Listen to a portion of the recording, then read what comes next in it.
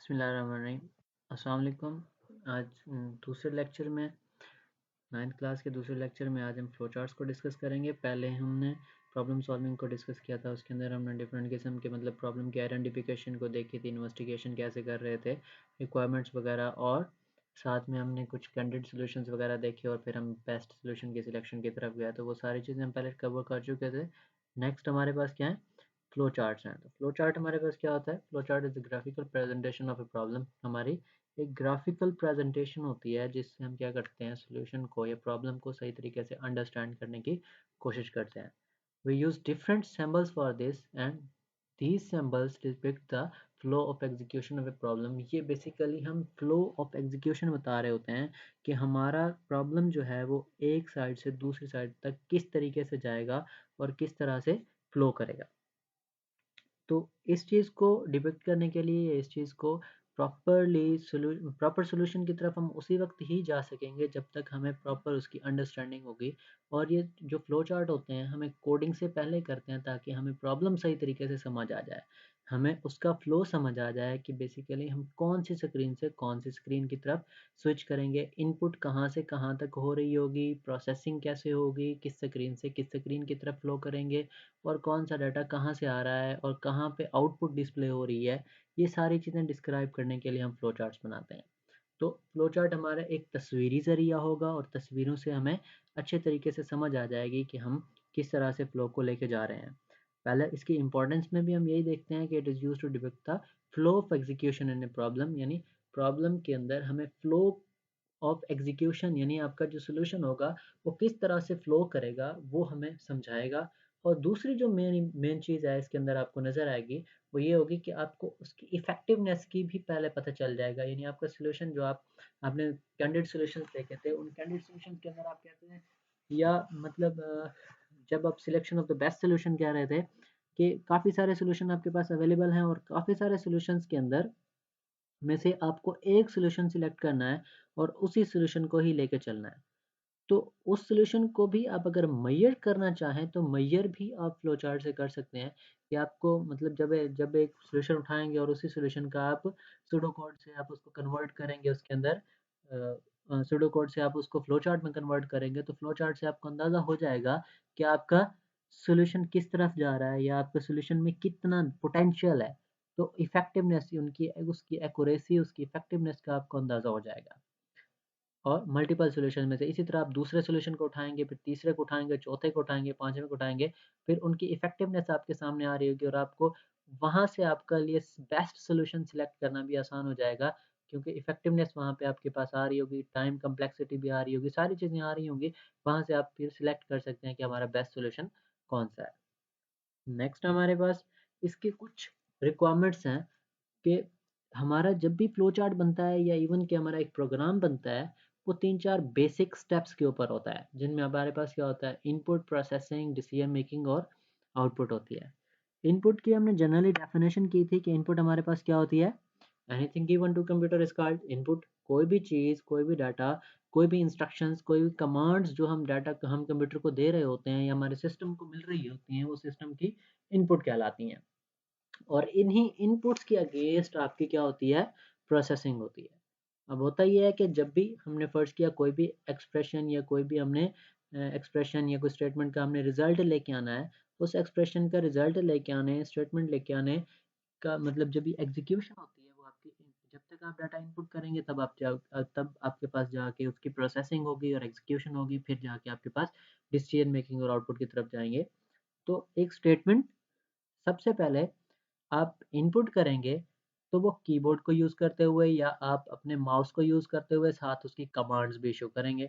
जैसे ही आप इनपुट देंगे वो डाटा होगा, कमांड्स होगा, इंस्ट्रक्शंस होंगी, जो भी होंगी वो डायरेक्ट आपकी डाटा बसेस वगैरह के थ्रू आपके प्रोसेसर तक पहुँचेंगी और प्रोसेसर का काम होगा कि वो उनको क्या करे, इंटरप्रेट करे या उनको एग्जीक्यूट करे या उनकी प्रोसेसिंग करे और उनको कन्वर्ट करे। किस चीज़ के अंदर कन्वर्ट करें, इन्फॉर्मेशंस के अंदर कन्वर्ट करें या जो ऑपरेशन उसमें स्पेसिफाई होगा कि वो ऑपरेशन परफॉर्म करके दिखाए आपको। जैसे फर्ज कर लें कि अगर आपको एक एक्सप्रेशन मिली है कि 5 + 8, एक छोटी सी आपकी स्टेटमेंट है, एक्सप्रेशन है, इसके ऊपर 5 और 8 आपके क्या है, आपके ऑपरेंड्स हैं। प्लस इसमें क्या बताया गया है, प्लस आपकी एक कमांड बताई गई है, एक ऑपरेटर बताया गया है, जो क्या होगा प्रोसेस। अब ये 5 + 8, 5 भी आप इनपुट करेंगे, प्लस भी आप इनपुट करेंगे और 8 भी आप इनपुट करेंगे। 5 और 8 ये दोनों क्या होंगे, ऑपरेंड्स होंगे, जो कि आपके डाटा के तौर पर यूज़ होंगे। और कमांड के तौर पर आपके पास क्या यूज़ होगा, या ऑपरेटर के तौर पर आपके पास क्या यूज़ होगा, प्लस का ऑपरेटर होगा। अब ये 5 + 8 आपका बनना है क्या, 13 बनना है। 13 कैसे बनेगा, कहाँ पे बनेगा, ये आपके प्रोसेसर के अंदर बनेगा। और ये 13 बनने का जो प्रोसेस होगा, या जो आपका मतलब एक प्रोसेस होगा, ये प्रोसेस आपका प्रोसेसिंग कहलाएगा। यानी इसके अंदर 5 + 8 इस टाइम के ऊपर आपके डाटा होंगे। जब आफ्टर प्रोसेसिंग आपके पास एक इंफॉर्मेशन क्रिएट होके आ जाएगी 13, वो 13 आपकी इंफॉर्मेशन होगी। तो इस चीज़ को हम इस तरह से भी कहते हैं, the process of converting data into information is called processing, या डाटा प्रोसेसिंग भी इसको कहते हैं। कि आपका डाटा क्या हो रहा होता है, इनपुट से आउटपुट में कन्वर्ट हो रहा होता है, या इनपुट से रिजल्ट्स में कन्वर्ट हो रहा होता है। ये डाटा आपका इंफॉर्मेशंस में कन्वर्ट हो रहा होता है, एक प्रोसेस्ड फॉर्म में कन्वर्ट हो रहा होता है। तो इस चीज़ को आप क्या बोलते हैं, इस प्रोसेस को आप प्रोसेसिंग बोलते हैं। और ये प्रोसेसिंग का प्रोसेस जो होता है, ये आपका आपके कंप्यूटर के अंदर प्रोसेसर में मौजूद, प्रोसेसर जो आपकी एक डिवाइस मौजूद है, उस डिवाइस के अंदर हो रहा होता है। नेक्स्ट अब आपकी क्या होता है, आपके पास डिसीजन मेकिंग है। अब डिसीजन मेकिंग क्या है, ये डिसीजन मेकिंग आपकी कुछ स्टेटमेंट्स के मतलब कुछ आपकी रिलेशनल ऑपरेटर्स होते हैं बेसिकली। उन रिलेशनल, वैसे कंपाउंड स्टेटमेंट्स भी होते हैं, एंड और नॉट वगैरह, वो उनमें भी होती हैं। लेकिन रिलेशनल ऑपरेटर्स को आप ज़्यादा अच्छे से, less than, greater than, equal to, class के अंदर भी हमने डिस्कस किया था कि लेस देन ऑपरेटर्स होते हैं, ग्रेटर देन होता है, इक्वल्स टू होता है, less than equal to, greater than equal to, ये वाले जो होते हैं, ये आपके रिलेशनल ऑपरेटर्स होते हैं। ये डिसीजन ऑपरेटर्स होते हैं, इनको डिसीजन ऑपरेटर्स भी कहते हैं। तो जो कि डिसीजन मेकिंग के लिए आपके यूज़ होते हैं। अब फर्ज कर लें, यानी ये आपकी जो डिसीजन मेकिंग होती है, ये डिसाइड कर रहा होता है कि 2 स्टेटमेंट्स में से, 1 स्टेटमेंट्स में से कौन-सी स्टेटमेंट चलेगी। बेसिकली ये डिसीजन मेकिंग ऐसे ही होती है कि 2-3 स्टेटमेंट्स होती हैं, उन 2-3 स्टेटमेंट्स में से डिसाइड होता है कि कौन-सी स्टेटमेंट एग्ज़ीक्यूट होगी और कौन-सी वाली स्किप हो जाएगी। जैसे अगर आपको क्लास के अंदर छोटी-सी एग्ज़ाम्पल याद हो कि हमने कहा था कि हमने एक छोटा-सा फ्लो चार्ट भी बनाया था, और फ्लो चार्ट के अंदर हमने देखा था कि 3 नंबर्स हैं, और 3 नंबर्स में से हमें मैक्सिमम नंबर या बड़ा नंबर फाइंड करना है। तो हम कंडीशन चेक कर रहे थे कि if A greater than B and A greater than C, अगर ए बी से बड़ा है और ए सी से भी बड़ा है, तो आपका ए सबसे बड़ा है।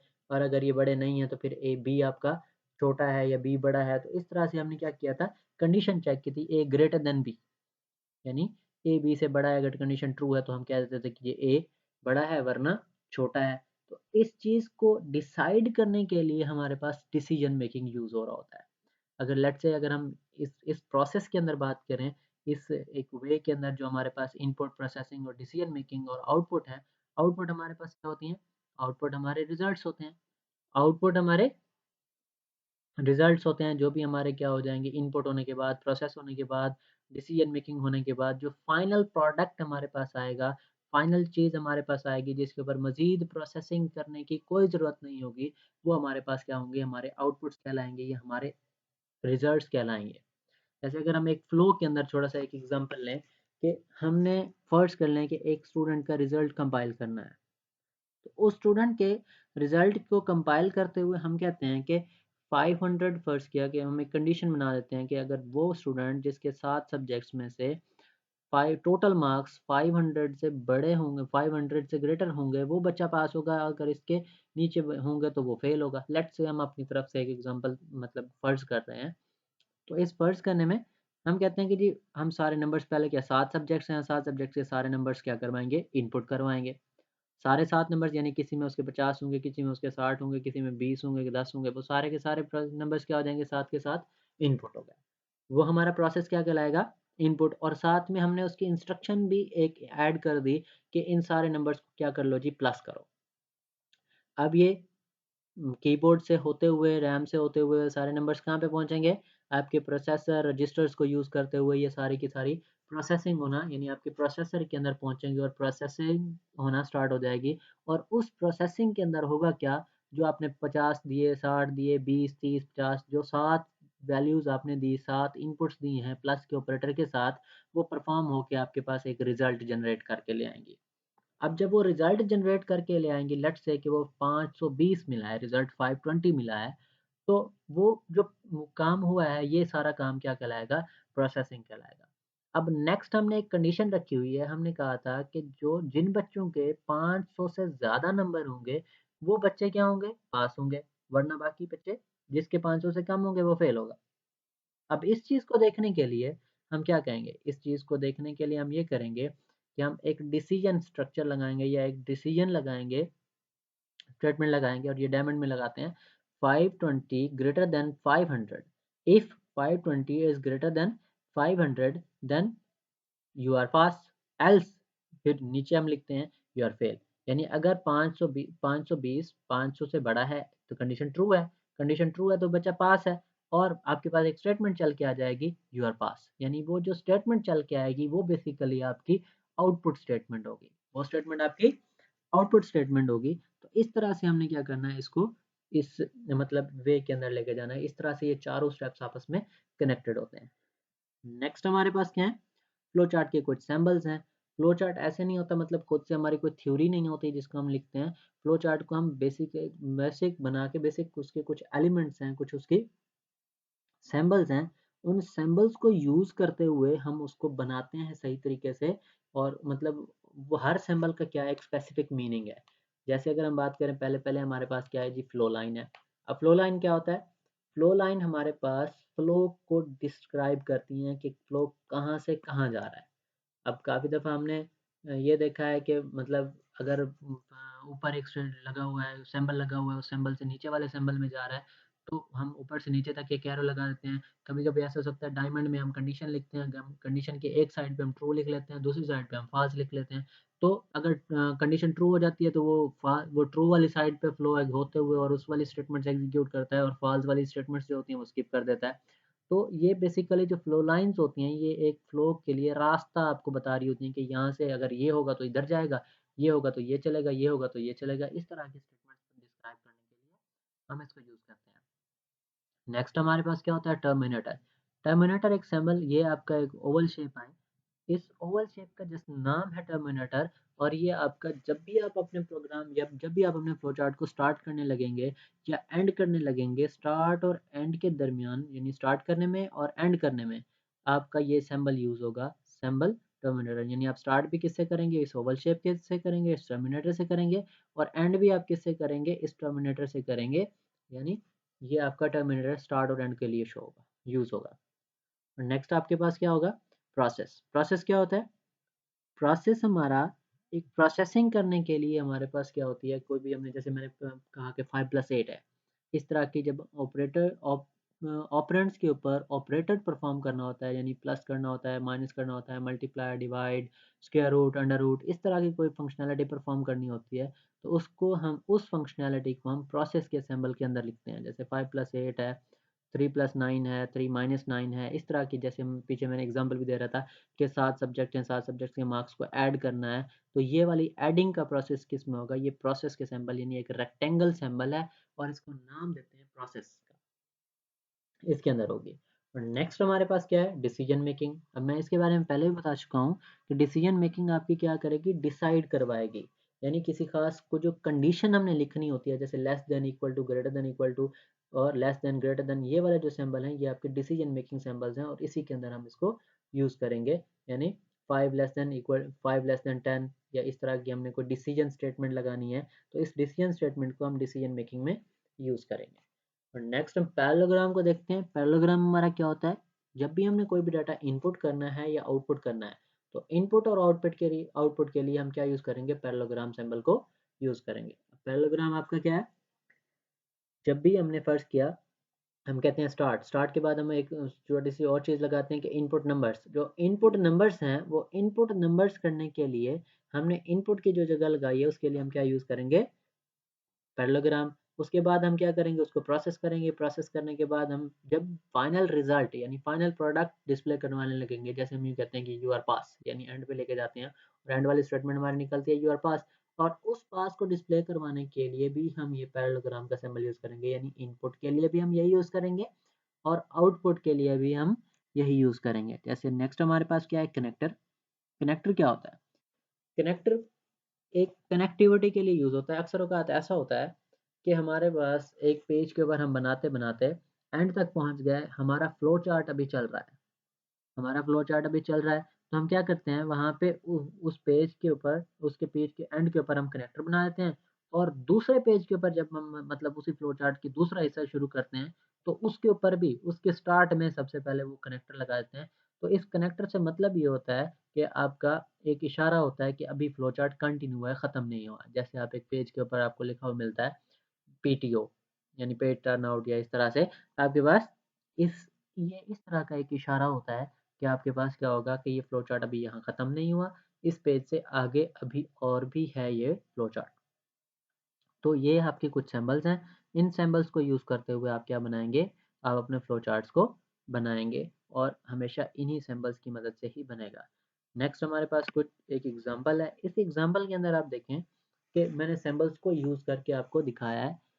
जैसे एग्ज़ाम्पल के पहले पढ़ें क्या होता है, find the acceleration of a moving object with given mass and the force applied.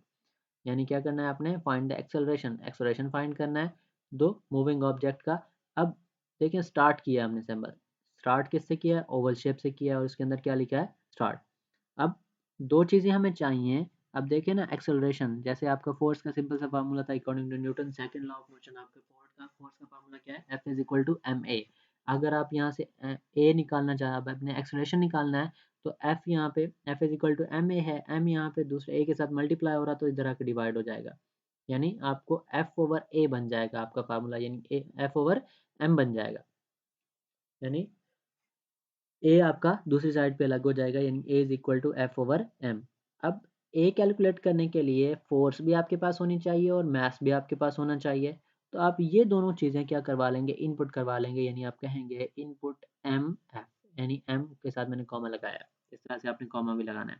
यानी इनपुट मास और फ़ोर्स यानी इनपुट आप क्या करें मास भी करें और फ़ोर्स भी करें।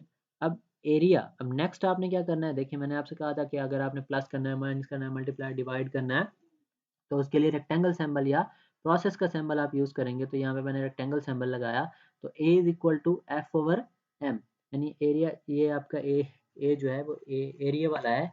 इसके अंदर आपने क्या करना है, इसको आपने छोटा ए कर देना है। A is equal to acceleration वाला, A is equal to F over M, A is equal to F over M यानी यहाँ पे आपने जो फ़ोर्स इनपुट करवाई होगी वो फ़ोर्स आ जाएगी और एम आपके पास जो आपने इनपुट करवाया होगा मास वो भी आ जाएगा। अब डिवाइड होके आपके पास क्या बन जाएगा, एरिया, ये एक्सेलरेशन का रिज़ल्ट आ जाएगा और फिर आपने उस फाइनल रिज़ल्ट को क्या करवाना होगा, आउटपुट करवाना होगा, डिस्प्ले करवाना होगा। उस आउटपुट और डिस्प्ले करवाते वक़्त आप क्या करेंगे, प्रिंट ए यानी ए एक्सेलरेशन आपका क्या हो जाए प्रिंट, और आप सिंबल कौन-सा यूज़ करेंगे, पैरेललोग्राम वाला सिंबल यूज़ करेंगे। देखिए आपने ऊपर इनपुट के लिए भी पैरेललोग्राम यूज़ किया और आउटपुट के लिए भी आपने पैरेललोग्राम यूज़ किया। प्रोसेसिंग के लिए आपने रेक्टेंगल यूज़ की और स्टार्ट और एंड के लिए आपने ओवल शेप या आपने टर्मिनेटर यूज़ किया। तो ये आपका फ्लो चार्ट का टॉपिक हो गया। इसके कुछ एडवांटेजेस वगैरह भी देख लेते हैं हम कि क्यों हम इसको यूज़ करते हैं। फ़ायदा क्या है, ये हमें हमारे प्रॉब्लम को सही तरीके से अंडरस्टैंड करवा देता है। जैसे मैंने शुरू में भी कहा कि हमें जैसे ही हम इसको बनाते हैं तो हमें इसकी इफ़ेक्टिवनेस का भी अंदाज़ा हो जाता है और हमारे सॉल्यूशन का भी काफ़ी सारे यानी फ्लो भी पता चल जाता है और काफ़ी सारे जो हमारे प्रॉब्लम्स होते हैं वो इससे हल हो जाते हैं। और नेक्स्ट हमारे पास क्या है, इसका एक डिसएडवांटेज भी है, एक बड़ा मतलब नुकसान भी है। इसके अंदर मॉडिफ़िकेशन अगर हम करवाएँ, कॉम्प्लेक्स फ्लो चार्ट्स बना रहे हों, उस कॉम्प्लेक्स फ्लो चार्ट के अंदर अगर हमें कुछ चेंजिंग करनी पड़ गई है, तो वो हमारे लिए ऐसे समझ लें कि बहुत बड़ा अज़ाब होता है, बहुत बड़ा एक नुकसान होता है। क्योंकि जब भी हमें चेंज करना पड़ता है, तो इसमें इरेज़ वाला ऑप्शन नहीं होता, हमें पूरा का पूरा फ्लो चार्ट रीडिज़ाइन करना पड़ता है। यानी आपने देखें एक फ्लो चार्ट बना लिया, ऊपर से आप बनाते गए एंड तक 2 पेज, 3 पेज, 4 पेज बन गए और फिर क्या, पहले दूसरे पेज के अंदर कहीं पे कोई आपने कहा यार ये स्टेटमेंट या ये कंडीशन गलत हो गई है, तो आपको थ्रू आउट पूरा का पूरा उसका फ्लो दोबारा से रीडिज़ाइन करना पड़ता है, जो कि इसका एक बहुत बड़ा नुकसान है। तो फ्लो चार्ट को एक दफ़ा हम ऐसे रिकैप कर लेते हैं।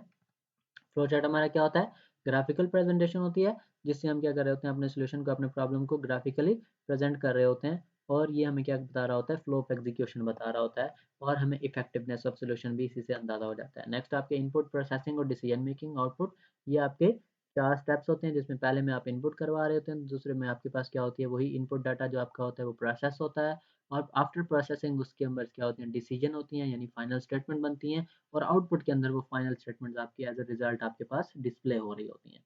नेक्स्ट आपके पास क्या होती हैं, फ्लो चार्ट के कुछ सिंबल्स हैं, जैसे आपके फ्लो लाइन है, टर्मिनेटर्स हैं, प्रोसेस हैं, decision making, connector, paragraph. Flow line आपकी क्या बता रही होती हैं, आपके लिए एक पाथ डिफाइन कर रही होती हैं कि ये स्टेटमेंट ट्रू होगी तो इधर जाएगा, फॉल्स होगी तो इधर जाएगा। टर्मिनेटर आपके स्टार्ट और एंड के सिंबल्स होते हैं। प्रोसेस आपके प्लस माइनस मल्टीप्लाई डिवाइड के लिए यूज़ होते हैं। और डिसीजन मेकिंग आपकी क्या होती है, रिलेशनल ऑपरेटर्स के लिए यूज़ होते हैं, जैसे less than, greater than, equal to, less than equal to, greater than equal to. इनके लिए आपको डिसाइड करना होता है मल्टीपल स्टेटमेंट से, तो कौन सी स्टेटमेंट एग्जीक्यूट होगी और कौन सी स्टेटमेंट स्किप हो जाएगी। पैरेललोग्राम आपकी इनपुट और आउटपुट के लिए होती हैं, यानी अगर आपने कहीं पे कोई डाटा इनपुट करवाना है तो आप क्या करवाएंगे, पैरेललोग्राम लगाएंगे। कोई भी बंदा जो आपकी लैंग्वेज को समझ नहीं सकता, पैरेललोग्राम यूज़ करवाएँगे इनपुट और आउटपुट के लिए। और कनेक्टर आपके क्या होंगे, एक ऑफ पेज, यानी एक पेज से दूसरे पेज में जाने के लिए आप एक निशानी छोड़ देंगे, वो आपकी क्या कहलाएगी, कनेक्टर। और इनका सबसे बड़ा फ़ायदा ये होता है कि कोई भी बंदा जो आपकी लैंग्वेज को समझ नहीं सकता, वो all over the world in symbol को देख के उसको पता चल जाता है। एक फ्लो चार्ट के अंदर लिखी हुई आपकी बातें समझ नहीं सकता, लेकिन उस फ्लो चार्ट के सिंबल्स को देख के वो अंदाज़ा लगा सकता है कि यूनिवर्सली डिफाइंड है, पूरी दुनिया इस इन्हीं को ही फॉलो करती है, इन्हीं सिंबल्स को ही। यानी डिसीजन मेकिंग के लिए हम जो यूज़ कर रहे हैं, पूरी दुनिया इसी चीज़ को यूज़ करती है। हम स्टार्ट और एंड के लिए जो सिंबल यूज़ कर रहे हैं, पूरी दुनिया इन्हीं सिंबल्स को यूज़ करती है। तो इससे फ़ायदा ये भी होता है कि एक यूनिवर्सल है, हमें अगर कोई बंदा दूसरा, यहाँ से हमने अपनी उर्दू में कोई टाइप कर दिया, तो अगर दूसरा बंदा है वो मतलब चाइनीज़ जानता है, वो हमारी उर्दू को तो नहीं पढ़ सकेगा, बट वो सिंबल्स को देख के ये देख लेगा कि ये चीज़ ये हो रही है, यहाँ पे ये हो रहा है, यहाँ पे ये हो रहा है।